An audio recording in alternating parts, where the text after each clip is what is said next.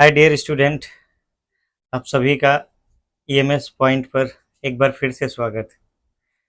हमने एक वीडियो का सीरीज कह सकते हैं शुरू किया है, मिशन इम्प्रूवमेंट।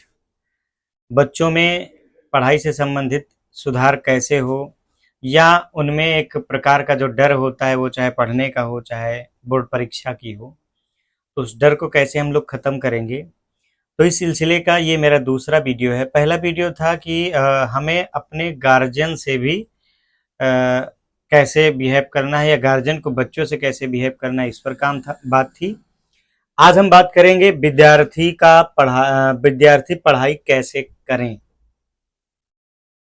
कुछ बिंदु हैं, उस बिंदु की व्याख्या हम करेंगे, जिसमें पहला है समय सारणी बनाएं। अक्सर आपने देखा होगा कि बच्चे मनचाहा समय, मनचाहा स्थान, जब तक आप एक निश्चित तौर से समय निर्धारित नहीं करेंगे कि हमको इतने बजे से इतने बजे तक पढ़ना है, किसी विषम परिस्थिति में ही आप उस बात से हट पाएंगे। जैसे कि शाम को, सुबह, जो भी है अपना, तो एक समय सारणी बनाएं और समय सारणी के साथ साथ पढ़ने का स्थान भी होना चाहिए। पता लगा आज मम्मी के रूम में पढ़ रहे हैं, कल गेस्ट रूम में पढ़ रहे हैं, परसों कहीं सोफा पर पढ़ रहे हैं, बरामदे में पढ़ रहे हैं। इससे कुछ नहीं होता, इससे आपकी जो टेंडेंसी है वो बहुत अच्छी नहीं होती। तो पढ़ने के लिए आप एक स्थान निश्चित करिए घर पे कि किस स्थान पर हम पढ़ें ताकि हमारी पढ़ाई थोड़ा बेहतर हो सके, उसमें बाधा ना आए। मतलब समय सारणी बनाइए, अपने हिसाब से बनाइए, सुबह का, शाम का, रात का, जैसा भी हो पूरा।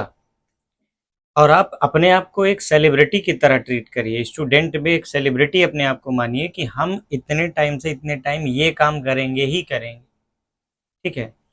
फिर है समय सारणी और स्थान के बाद विषयों का विभाजन। अक्सर यहाँ गलतियाँ क्या होती हैं, खास करके 8th तक के बच्चों में, 9th में भी ये प्रवृत्ति होती है, फिर 10th जो है थोड़ा सा चेंज होता है।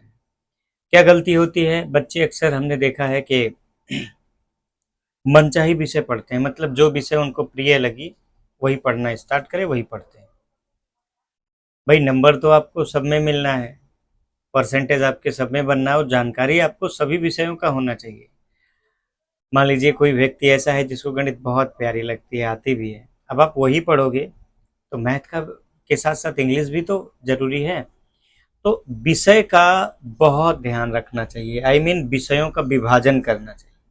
फिर पढ़ते समय मान लीजिए हमने विषय विभाजित कर लिया, समय सारणी बना लिया, पढ़ना शुरू किया, अब लगातार पढ़ रहे हैं, 7 से 10, 6 से 9, 3 घंटे 4 घंटे पढ़ रहे हैं। इसमें रिजल्ट क्या होगा कि अगर आप इतनी देर पढ़ रहे हैं तो हो सकता है आप थकावट महसूस करें, या कुछ समय बाद, आई मीन 1 आध घंटे बाद आपको लगे कि हाँ अब आप जबरदस्ती अपने आप को पढ़ाने पर लगाएं।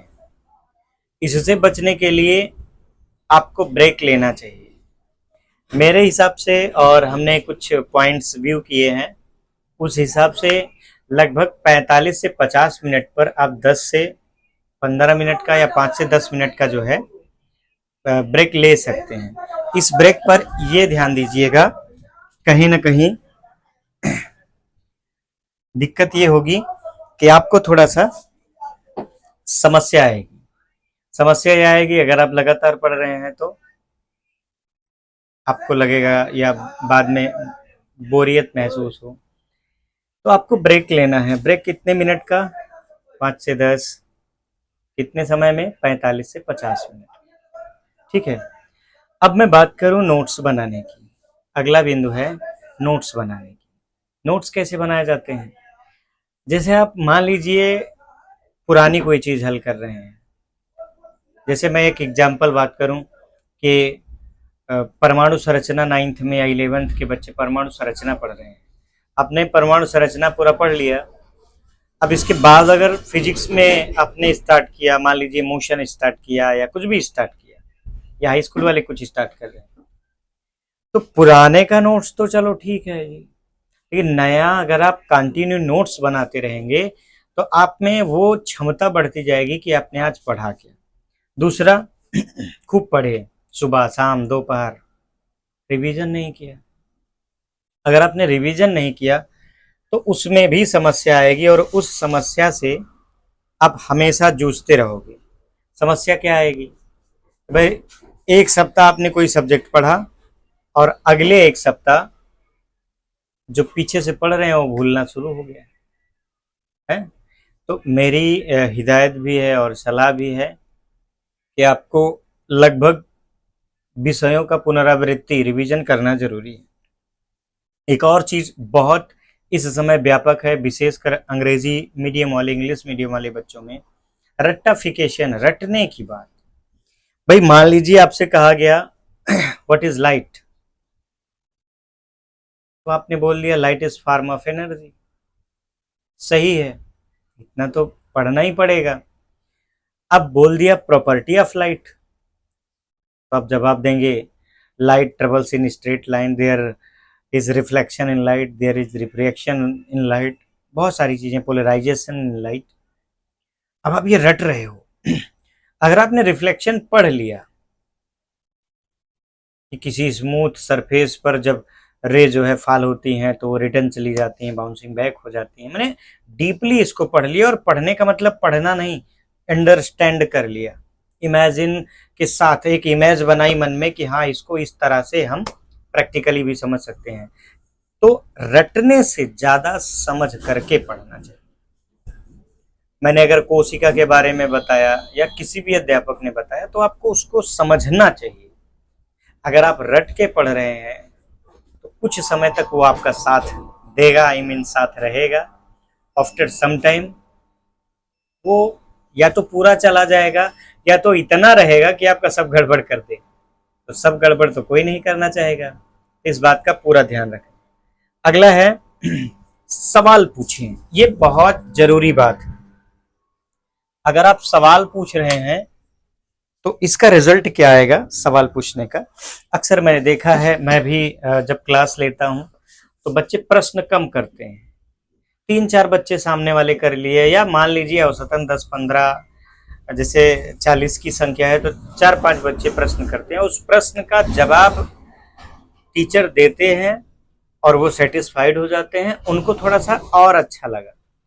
लेकिन बहुत सारे बच्चे ऐसे होते हैं जो प्रश्न ही नहीं करते, मन में है या मन में नहीं भी है तो दिमाग को कंसंट्रेट करो, देखो कि इस पॉइंट पर हमें क्या नहीं मालूम है। मान लीजिए मैंने बता दिया कि प्रकाश का परावर्तन होता है, परावर्तन शब्द आपको नहीं मालूम है तो आप टीचर से पूछो सर परावर्तन थोड़ा सा बताइए, दैनिक जीवन में इसका क्या महत्व है? बहुत सारी चीजें हैं। आई मीन सवाल पूछें, सवाल पूछें, और जब भी आपसे टीचर या कोई सवाल पूछे तो उसका जवाब भी दें। अगला सबसे इम्पोर्टेंट, स्वास्थ्य पर। मैंने बच्चों को देखा है, मैं बहुत जल्द ही बैलेंस डाइट और आपकी चॉइस पर और इस समय का जो फास्ट फूड जंक फूड पर, इस पर एक वीडियो बनाऊंगा। लेकिन फिर भी मैं चाहूंगा कि आप स्वास्थ्य पर ज्यादा ध्यान दें। जैसे आपको नींद पूरी लेनी है 6 से 8 घंटे, वैसे 8 घंटे लेंगे ज्यादा बेटर रहेगा, लेकिन फिक्स टाइम की। अब ये नहीं कि आप रात में फोन यूज करें, चलो ये 8 घंटे हम दिन में पूरा करेंगे, तो ये थोड़ा बैलेंस गड़बड़ हो जाएगा।